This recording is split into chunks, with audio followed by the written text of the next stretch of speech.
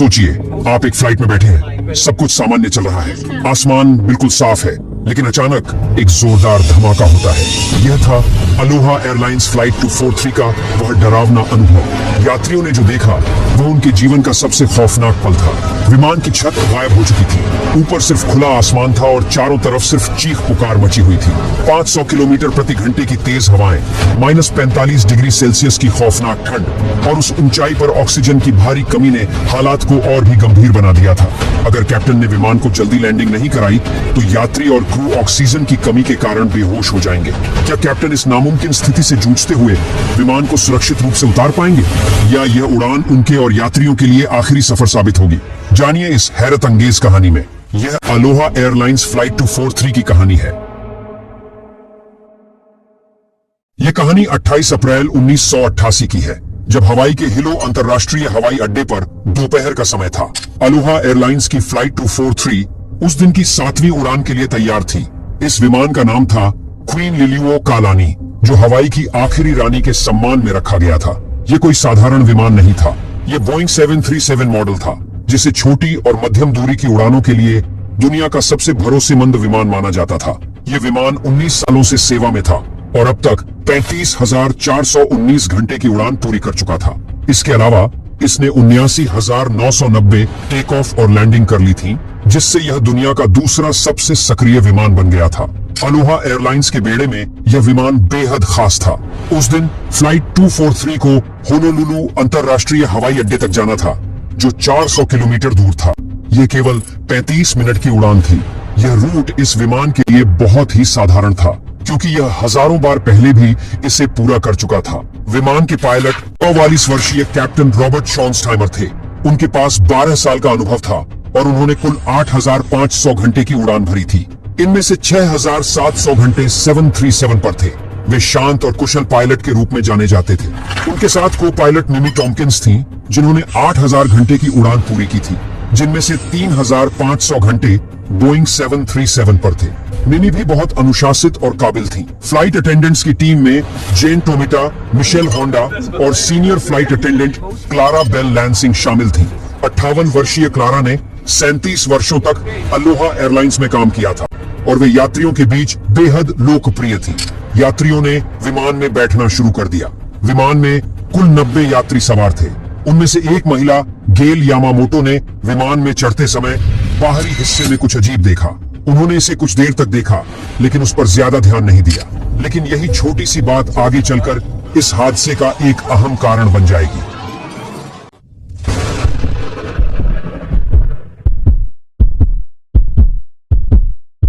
दोपहर 1:25 पर फ्लाइट 243 ने टेक ऑफ की अनुमति प्राप्त की। यह एक सामान्य और रूटीन उड़ान लग रही थी। विमान धीरे धीरे रनवे पर दौड़ने लगा और कुछ ही देर में इंजन की तेज आवाज के साथ विमान आसमान में उड़ गया। उस दिन मौसम साफ था और हवा में कोई समस्या नहीं थी। विमान ने कुछ ही मिनटों में अपनी क्रूजिंग ऊंचाई यानी 24,000 फीट हासिल कर ली। इस समय कॉकपिट में हल्की फुल्की बातचीत चल रही थी। यह रूट पायलट्स के लिए बहुत जाना पहचाना था, इसलिए सब कुछ सामान्य लग रहा था।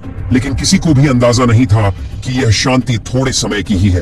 कुछ ही देर में ऐसा कुछ होने वाला था जो सबकी जिंदगी बदल देगा। फ्लाइट अटेंडेंट्स ने यात्रियों को उनकी सीट बेल्ट बांधने के निर्देश दिए थे और अब वे स्नैक्स और ड्रिंक्स सर्व करने में व्यस्त थी। मिशेल होंडा विमान के बीच वाले हिस्से में 15 और 16 नंबर की पंक्तियों के पास थी। जेन टोमिटा अगली पंक्तियों में दूसरी सीट के पास अपनी जिम्मेदारी निभा रही थी। क्लारा बेल लैंसिंग, जो अपने अनुभव और अच्छे स्वभाव के लिए जानी जाती थी, 5वीं पंक्ति के आसपास यात्रियों की देखभाल कर रही थी। लेकिन तभी छत से हल्की सी चरमराहट की आवाजें आने लगी। आवाजें इतनी धीमी थीं कि कोई भी उन्हें सुनकर परेशान नहीं हुआ। ये आवाजें जैसे किसी पुरानी धातु के हिलने की थी, लेकिन इनकी अहमियत उस समय किसी ने नहीं समझी। 1:48 पर जब विमान माउई से 43 किलोमीटर दक्षिण पूर्व में था, अचानक एक तेज धमाका हुआ। ऐसा लगा मानो विमान के शरीर को किसी ने चीर दिया हो।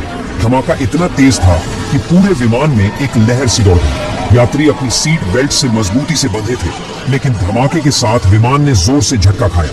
कई लोग अपनी सीट से उछल पड़े और असमंजस में आ गए। इस सब के बीच एक और दृश्य था जिसने सभी को हिला दिया। Flight attendant Clara Bell Lansing जो अपनी पेशेवरता और मुस्कान के लिए जानी जाती थी, अचानक उस खतरनाक झटके के साथ छत के छेद से बाहर हो गई। यह क्षण चुपचाप और बुरी तरह से हुआ, जैसे समय ठहर सा गया हो। यात्रियों की आंखों में घबराहट और डर था, और पायलट भी एक पल के लिए संकुचित हो गए थे। यह सब अचानक हुआ था, कोई नहीं समझ पा रहा था कि ऐसा कैसे हुआ। इस धमाके ने विमान की छत को फाड़ दिया था। एक छोटी सी दरार ने पल भर में 18 फीट लंबे छेद का रूप ले लिया, जो छत से खिड़कियों तक फैल गया। धातु के टुकड़े टूटकर तेजी से विमान के पंखों और इंजन से टकरा रहे थे। तेज चिंगारियां और डरावनी आवाजें विमान के अंदर गूंज रही थीं। वह उड़ान जो कुछ मिनट पहले तक सामान्य थी, अब बेकाबू हो चुकी थी। सीटों पर रखा सामान और यात्रियों की निजी चीजें तेज हवा में उछलकर इधर उधर उड़ने लगी। लोग घबराकर चिल्लाने लगे, लेकिन उनकी आवाजें तेज हवा में दबकर रह गईं। ठंडी और पतली हवा जो अब विमान के अंदर भर चुकी थी, यात्रियों के शरीर पर पड़ रही थी। ऐसा लग रहा था जैसे कोई उन्हें पीछे की तरफ खींच रहा हो। इस ऊंचाई पर हवा में ऑक्सीजन की कमी थी। स्थिति और खराब हो गई जब विमान का ऑक्सीजन सप्लाई सिस्टम काम करना बंद कर गया। छत के टूटने से ऑक्सीजन मास्क भी यात्रियों तक नहीं पहुंच सके। लोगों को सांस लेने में कठिनाई होने लगी। जो यात्री छत के खुले हिस्से के पास बैठे थे, वे सबसे ज्यादा खतरे में थे। विमान के अंदर तेजी से उड़ते धातु के टुकड़ों ने कई यात्रियों को घायल कर दिया। कुछ को सीट के पास टूटे तारों से करंट का झटका लगा। कई लोगों के चेहरे और शरीर पर कटने और झुलसने के निशान थे। ठंड इतनी ज्यादा थी कि यात्रियों की त्वचा पर बर्फ जैसी ठंडक और सांसें थमने जैसी लग रही थी। हर कोई अपनी जिंदगी के लिए लड़ रहा था। तेज हवा, टूटते विमान और लगातार गूंजती आवाजों ने स्थिति को और खौफनाक बना दिया था। किसी को नहीं पता था कि यह सफर किस ओर ले जा रहा है। धमाके के बाद कॉकपिट में चीजें बेहद तेजी से बदल गईं।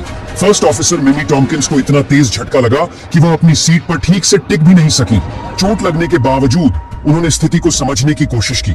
चारों तरफ मलबा और इंसुलेशन का सामान कॉकपिट में तैर रहा था। यह सब अचानक हुए दबाव में बदलाव की वजह से हो रहा था। कैप्टन रॉबर्ट शॉनस्टाइमर ने जब अपनी सीट से बाईं ओर देखा तो वह पूरी तरह हैरान रह गए। कॉकपिट का दरवाजा गायब था और उसके पीछे सिर्फ खुला हुआ आसमान दिखाई दे रहा था।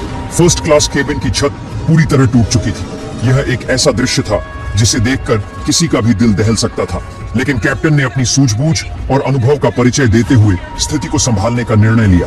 विमान उस समय करीब 24,000 फीट की ऊंचाई पर उड़ रहा था। इतनी ऊंचाई पर हवा का दबाव बहुत कम होता है, जिससे सांस लेना मुश्किल हो जाता है। कैप्टन रॉबर्ट जानते थे कि अगर विमान को तुरंत नीचे नहीं लाया गया तो यात्रियों और क्रू के लिए यह घातक साबित हो सकता है। उन्होंने तुरंत फैसला लिया कि विमान को 10,000 फीट से नीचे लाना होगा, जहां हवा का दबाव सामान्य होता है और लोग बिना ऑक्सीजन मास्क के भी सांस ले सकते हैं। कॉकपिट का ऑक्सीजन सिस्टम अभी काम कर रहा था, इसलिए कैप्टन और बाकी क्रू ने तुरंत अपने मास्क पहन लिए। लेकिन केबिन में स्थिति बदतर थी। छत के टूटने की वजह से केबिन का ऑक्सीजन सप्लाई सिस्टम पूरी तरह से खराब हो गया था। यात्रियों तक ऑक्सीजन मास्क नहीं पहुंच सका, जिसकी वजह से कई यात्रियों को सांस लेने में दिक्कत होने लगी। कैप्टन ने इमरजेंसी डिसेंट की प्रक्रिया शुरू की। उन्होंने विमान की गति बढ़ाकर करीब 280 से 290 नॉट्स कर दी। यह 737 की अधिकतम गति नहीं थी, लेकिन इतनी तेज थी कि विमान को जल्द से जल्द निचली ऊंचाई तक लाया जा सके। जैसे ही विमान नीचे की ओर बढ़ा, वह अस्थिर हो गया। तेज हवाओं और दबाव के अंतर की वजह से विमान दाएं बाएं झूलने लगा, जो यह संकेत दे रहा था कि धमाके ने विमान की संरचना को गंभीर नुकसान पहुंचाया है। इस बीच फर्स्ट ऑफिसर मिमी ने ट्रांसपॉन्डर पर 7700 आपातकालीन कोड डालने की कोशिश की, जो एयर ट्रैफिक कंट्रोल को यह बताता है कि विमान खतरे में है। लेकिन संचार प्रणाली के खराब होने के कारण कोड सिस्टम में दर्ज नहीं हो पाया। इसके बाद मिमी ने मेडे कॉल करने की कोशिश की ताकि एयर ट्रैफिक कंट्रोल को स्थिति के बारे में जानकारी दी जा सके, लेकिन टूटी हुई छत और तेज हवाओं की गड़गड़ाहट ने उनकी आवाज को दबा दिया। कॉकपिट के अंदर हालात मुश्किल होते जा रहे थे। तेज हवा का शोर इतना था कि क्रू के लिए आपस में बात करना भी नामुमकिन हो गया था। वहीं केबिन में यात्री अपनी सीट बेल्ट पकड़े किसी तरह खुद को संभाल रहे थे। फ्लाइट अटेंडेंट जेन टोमिटा को सिर में चोट लगी थी, लेकिन उन्होंने यात्रियों को शांत करने की कोशिश की। मिशेल होंडा, जो 16 नंबर की पंक्ति के पास मौजूद थीं, गिरने के बाद तुरंत खड़ी हुई और यात्रियों को लाइफ जैकेट पहनने का निर्देश देने लगी। उन्हें हर तरफ से खतरे ने घेर रखा था। कोई समझ नहीं पा रहा था कि आगे क्या होगा। कैप्टन ने तय किया कि किसी भी हालत में विमान को सुरक्षित जमीन पर उतारना होगा। उन्होंने अपने अनुभव का पूरा इस्तेमाल किया और विमान को नियंत्रित करने की कोशिश जारी रखी। स्थिति कितनी भी खराब क्यों ना हो, उन्होंने हिम्मत नहीं हारी। लेकिन यह सब इतना आसान नहीं था। विमान के झूलने और तेज हवाओं के शोर के बीच कैप्टन रॉबर्ट और उनकी टीम ने हर पल चुनौती का सामना किया। यह सिर्फ उनकी काबिलियत और साहस की परीक्षा नहीं थी, बल्कि यात्रियों की जिंदगी बचाने की भी जिम्मेदारी थी। कॉकपिट और केबिन के अंदर का यह डरावना मंजर अभी और मुश्किलें लेकर आने वाला था। स्थिति बहुत गंभीर हो चुकी थी। क्रू के पास अब केवल एक ही विकल्प बचा था, विमान को मोड़कर माउई द्वीप के काहुलुई हवाई अड्डे की ओर ले जाना। यह नजदीकी एयरपोर्ट था और यात्रियों और क्रू को बचाने का यही एकमात्र रास्ता लग रहा था। लेकिन विमान को भारी संरचनात्मक क्षति हो चुकी थी। हर किसी के मन में एक ही सवाल था, क्या इसे सुरक्षित उतारा जा सकता है? इस सवाल ने सभी के दिलों में डर का माहौल पैदा कर दिया। एयर ट्रैफिक कंट्रोल के अधिकारी यह देख रहे थे कि विमान माउई की तरफ असामान्य तरीके से तेजी से नीचे आ रहा है। उन्हें यह देखकर चिंता हुई। उन्होंने तुरंत विमान से संपर्क करने की कोशिश की ताकि स्थिति को समझ सकें, लेकिन वहां से कोई जवाब नहीं मिला। यह चुप्पी पूरे कंट्रोल रूम में तनाव बढ़ा रही थी। समय निकलता जा रहा था। एटीसी ने स्थिति की गंभीरता को समझते हुए तुरंत काहुलुई एयरपोर्ट के कंट्रोल टावर को अलर्ट कर दिया। उन्होंने अपने सहयोगियों को बताया कि विमान खतरे में है और सभी को सतर्क रहने की जरूरत है। अब समय के खिलाफ एक रेस शुरू हो चुकी थी। सवाल यह था कि क्या वे क्रू से समय पर संपर्क कर पाएंगे और उनकी मदद कर सकेंगे? धमाके के केवल 3 मिनट बाद विमान 14,000 फीट की ऊंचाई तक नीचे आ चुका था। धीरे धीरे यह 10,000 फीट के करीब स्थिर हो रहा था। इस ऊंचाई पर पहुंचने के बाद कैप्टन रॉबर्ट ने विमान की गति घटाकर 210 नॉट्स कर दी। इससे टूटे हिस्से से आ रही तेज आवाजें थोड़ी कम हुई और विमान में थोड़ी शांति छा गई। इस शांति के कुछ पलों ने पायलट्स को राहत दी। उन्होंने अपने ऑक्सीजन मास्क उतारकर आपस में बातचीत शुरू की। पायलट्स ने अपने दिमाग को स्थिर किया और स्थिति पर दोबारा ध्यान केंद्रित किया। इसी दौरान उन्होंने एयर ट्रैफिक कंट्रोल से संपर्क कर लिया और मौजूदा हालात की जानकारी दी। फर्स्ट ऑफिसर मिमी टॉम्किंस ने एटीसी को बताया कि विमान ने रैपिड डिकम्प्रेशन झेला है। उन्होंने तुरंत मदद मांगी। हालांकि एटीसी को उस समय स्थिति की गंभीरता का पूरा अंदाजा नहीं था। उन्होंने केवल फायर ब्रिगेड को तैयार रहने को कहा, लेकिन एम्बुलेंस नहीं बुलाई। विमान के टूटे हिस्से से आ रही तेज आवाजों के कारण बातचीत साफ साफ नहीं हो पा रही थी। इसके बावजूद विमान माउई की ओर बढ़ रहा था। एटीसी ने विमान के रडार पर इमरजेंसी कोड 7700 देखा। अब उन्हें समझ आया कि स्थिति बहुत गंभीर है। उन्होंने क्रू से संपर्क करने की कोशिश जारी रखी ताकि सुरक्षित लैंडिंग के लिए मार्गदर्शन किया जा सके। विमान अब सांस लेने लायक हवा के स्तर तक उतर चुका था। पतली हवा और ऑक्सीजन की कमी से जो घुटन यात्रियों को हो रही थी वह कम हो गई। हालांकि यात्रियों के चेहरों पर डर और घबराहट अभी भी साफ दिखाई दे रही थी। सबने खतरनाक पलों को झेला था, लेकिन अभी खतरा पूरी तरह टला नहीं था। हर कोई मन ही मन प्रार्थना कर रहा था और एक चमत्कार की उम्मीद कर रहा था। फर्स्ट ऑफिसर मिमी टॉम्किंस ने माउई एटीसी से फिर संपर्क करने की कोशिश की। उन्होंने बताया कि विमान का एक बड़ा हिस्सा गायब है, लेकिन रेडियो में रुकावट और तेज शोर के कारण यह संदेश पूरी तरह समझ नहीं आया। अब सभी की नजरें इस बात पर टिकी थीं कि क्या यह विमान सुरक्षित जमीन तक पहुंच पाएगा। डर, घबराहट और उम्मीद के इस माहौल में सबके दिलों में बस एक ही सवाल था, क्या वे बच पाएंगे? एयर ट्रैफिक कंट्रोल क्रू लगातार कोशिश कर रहा था कि विमान के कॉकपिट से संपर्क हो सके, लेकिन वहां से कोई जवाब नहीं मिल रहा था। यह लंबी चुप्पी कंट्रोल रूम में डर और चिंता को और बढ़ा रही थी। हर कोई सोच रहा था कि आखिर विमान में क्या हो रहा होगा। तभी रेडियो पर हल्की सी आवाज सुनाई दी। ये आवाज कंट्रोल रूम के लिए उम्मीद की एक किरण बन गई। क्रू ने बताया कि उन्हें एम्बुलेंस की जरूरत पड़ेगी, क्योंकि फ्लाइट अटेंडेंट से संपर्क नहीं हो पा रहा था और यह पता नहीं था कि कितने यात्री घायल हैं। एयर ट्रैफिक कंट्रोल ने तुरंत एम्बुलेंस और मेडिकल टीम को तैयार रहने का आदेश दिया। जैसे जैसे विमान रनवे के करीब पहुंच रहा था, पायलट्स ने लैंडिंग की तैयारी शुरू कर दी, लेकिन विमान की संरचना को हुए गंभीर नुकसान के कारण यह अंदाजा लगाना मुश्किल था कि लैंडिंग के दौरान विमान कैसे प्रतिक्रिया करेगा। कैप्टन रॉबर्ट ने फ्लैप्स को धीरे धीरे लेवल 1 से बढ़ाकर लेवल 5 तक सेट करने का निर्देश दिया। शुरू में विमान नियंत्रण में रहा, लेकिन जैसे ही फ्लैप्स को और नीचे करने की कोशिश की गई, विमान असामान्य व्यवहार करने लगा। इस स्थिति को देखते हुए कैप्टन रॉबर्ट ने फ्लैप्स को लेवल 5 पर ही रहने दिया और आगे कोई बदलाव नहीं किया। उन्होंने विमान की गति को धीरे धीरे 170 नॉट्स तक घटाने की कोशिश की, लेकिन जैसे ही गति और कम की गई, विमान और ज्यादा अस्थिर हो गया। ऐसे में उन्होंने 170 नॉट्स की उच्च गति पर लैंडिंग करने का निर्णय लिया। यह एक जोखिम भरा लेकिन सुरक्षित फैसला था, क्योंकि धीमी गति पर विमान के नियंत्रण खोने का खतरा ज्यादा था। लैंडिंग की तैयारी में क्रू ने लैंडिंग गियर को विस्तारित किया, लेकिन परेशानी तब आई जब नोज गियर के काम करने की पुष्टि करने वाली लाइट नहीं जली। इसका मतलब था कि क्रू को यह पता नहीं था कि नोज गियर पूरी तरह खुला है या नहीं। अगर नोज गियर काम नहीं करता तो लैंडिंग के दौरान विमान सीधे रनवे पर फिसल सकता था और उसमें आग लगने का बड़ा खतरा था। कैप्टन रॉबर्ट के सामने अब एक बड़ा और कठिन फैसला था। वो बिना नोज गियर की पुष्टि के लैंडिंग जारी रखें या समय लेकर उसकी जांच करें। लेकिन विमान की खराब स्थिति और यात्रियों की सुरक्षा को ध्यान में रखते हुए उन्होंने बिना देरी किए लैंडिंग का फैसला लिया। फर्स्ट ऑफिसर मिमी टॉम्किंस ने तुरंत एयर ट्रैफिक कंट्रोल को सूचना दी कि नोज गियर शायद सही से काम नहीं कर रहा है। यह सुनते ही कंट्रोल रूम को समझ में आ गया कि स्थिति रैपिड डिकम्प्रेशन से कहीं ज्यादा गंभीर है। उन्होंने तुरंत अतिरिक्त एम्बुलेंस और आपातकालीन सेवाओं को तैनात करने का आदेश दिया। लेकिन समस्या यही खत्म नहीं हुई। काहुलुई एयरपोर्ट, जहां विमान लैंड करने वाला था, आपातकालीन लैंडिंग के लिए सही स्थान नहीं था। उस इलाके में तेज हवा के झोंके लैंडिंग को और भी खतरनाक बना सकते थे। कैप्टन और क्रू को हर पल बेहद सटीक निर्णय लेना था। उनकी हर छोटी छोटी कोशिश यात्रियों और क्रू की सुरक्षा सुनिश्चित करने के लिए बेहद जरूरी थी। हर कोई प्रार्थना कर रहा था और उम्मीद कर रहा था कि कोई चमत्कार होगा और विमान सुरक्षित जमीन पर उतरेगा। लेकिन चुनौती अभी भी बड़ी थी और सभी की निगाहें कैप्टन रॉबर्ट और उनकी टीम पर टिकी हुई थी। माउई के उत्तरी हिस्से में तेज हवाओं, जिन्हें ट्रेड विंड्स कहा जाता है, के कारण हालात बेहद चुनौतीपूर्ण हो गए थे। इन हवाओं की तीव्रता ने विमान को नियंत्रित करना अत्यधिक मुश्किल बना दिया था।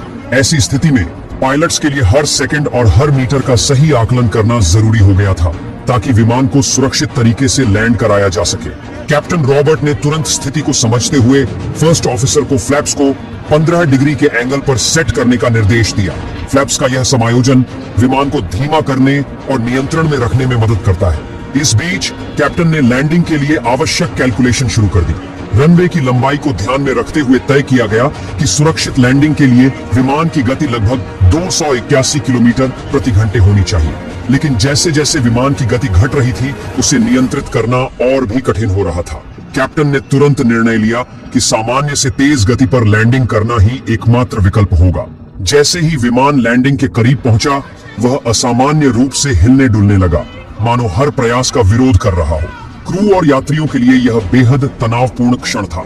फ्लाइट अटेंडेंट मिशेल होंडा ने यात्रियों को जोर से चिल्लाकर निर्देश दिया कि वे अपने सिर नीचे करें और आगे की ओर झुक जाएं, ताकि किसी भी संभावित खतरनाक स्थिति से बचा जा सके। इस बीच मिशेल ने अपनी साथी जेन टोमिटा को कसकर पकड़े रखा, जो गंभीर चोटों के कारण बेहोश थी। जैसे ही विमान अपने अंतिम चरण में प्रवेश कर रहा था, कैप्टन रॉबर्ट ने देखा कि विमान बाईं ओर झुक रहा है। उन्होंने तुरंत समझ लिया कि इंजन नंबर 1 ने काम करना बंद कर दिया है। यह देख उनके रोंगटे खड़े हो गए। उन्होंने इंजन को दोबारा चालू करने के लिए इग्निशन स्विच को सक्रिय किया, लेकिन दोनों इग्निशन सिस्टम के पूरी ताकत से काम करने के बावजूद इंजन शुरू नहीं हो सका। अब स्थिति लगभग निराशाजनक हो चुकी थी। विमान का एक हिस्सा खुला हुआ था, नोज गियर के सही से काम करने की पुष्टि नहीं थी और केवल एक इंजन ही काम कर रहा था। लेकिन इस कठिन परिस्थिति में भी रनवे उनकी नजरों के सामने था। कैप्टन रॉबर्ट ने अपने अनुभव और आत्मविश्वास का परिचय देते हुए यह विश्वास बनाए रखा कि वह विमान को सुरक्षित लैंड करा सकते हैं। दोपहर 1:58 पर विमान ने 318 किलोमीटर प्रति घंटे की गति से रनवे 2 पर लैंडिंग की। लैंडिंग के दौरान कैप्टन रॉबर्ट ने पूरी ताकत से ब्रेक लगाए, जबकि फर्स्ट ऑफिसर मिमी टॉम्किंस ने इकलौते काम कर रहे इंजन पर रिवर्स थ्रस्ट का उपयोग किया। इस संयुक्त प्रयास से विमान की गति धीरे धीरे कम हुई और अंततः विमान ने सुरक्षित रूप से रनवे पर लैंड कर लिया। विमान की लैंडिंग के बाद सभी ने राहत की सांस ली। ये एक ऐसा क्षण था जिसे देखकर हर कोई खुशी और कृतज्ञता से भर गया।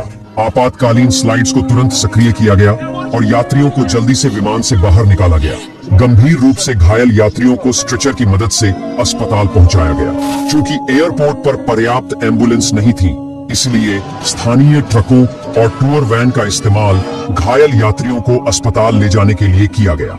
इस हादसे में कुल 65 लोग घायल हुए थे, जिनमें से 8 की हालत गंभीर थी।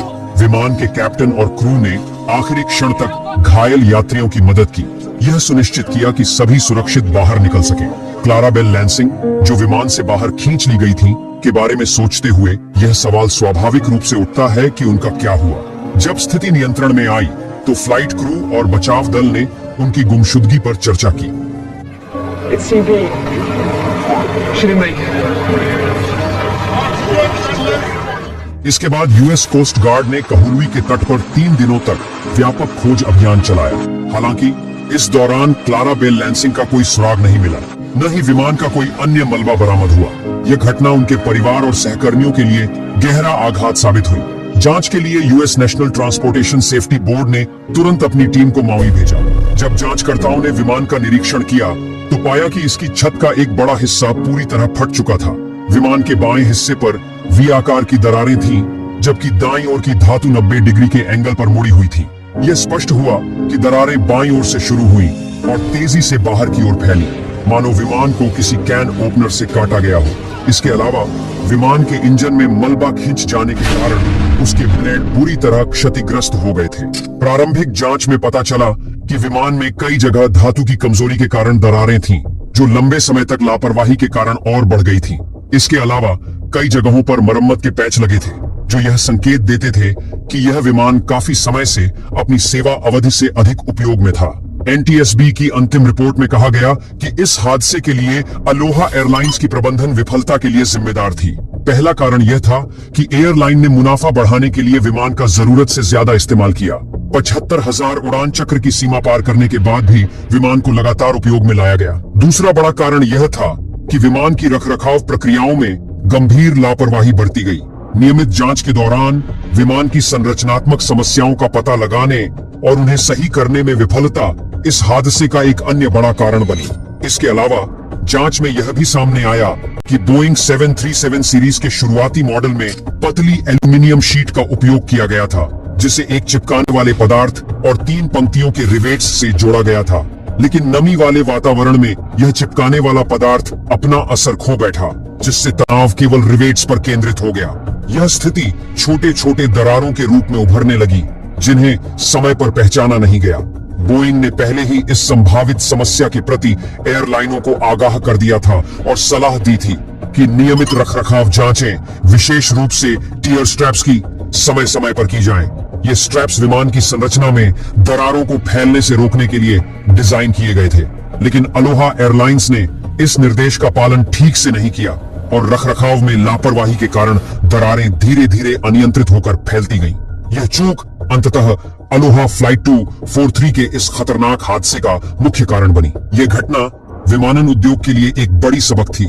हादसे के बावजूद सबसे खास बात यह थी कि क्रू ने अपनी सूझबूझ और पेशेवरता का बेहतरीन प्रदर्शन किया। कैप्टन रॉबर्ट शॉन्सटाइमर और फर्स्ट ऑफिसर मिमी टॉम्किंस ने मुश्किल हालात में भी धैर्य और कुशलता से विमान को सुरक्षित लैंड कराया। उनकी इस बहादुरी और कुशलता के लिए उन्हें सम्मानित किया गया। यह घटना हमें दिखाता है कि कठिन परिस्थितियों में सही ट्रेनिंग और अनुभव कितना जरूरी होता है। इस घटना के बाद 1996 में होनोलुलु अंतरराष्ट्रीय हवाई अड्डे पर एक स्मारक बनाया गया। यह स्मारक flight attendant Clara Bell Lansing की याद में बनाया गया, जो इस हादसे में अपनी ड्यूटी के दौरान जान गंवा बैठी। यह स्मारक अलोहा एयरलाइंस के बोर्डिंग गेट के पास है। क्लारा बेल लैंसिंग को एक समर्पित और आदर्श फ्लाइट अटेंडेंट के रूप में हमेशा याद किया जाता है। उनकी निष्ठा और कर्तव्य भावना आज भी विमानन उद्योग के लिए प्रेरणा बनी हुई है।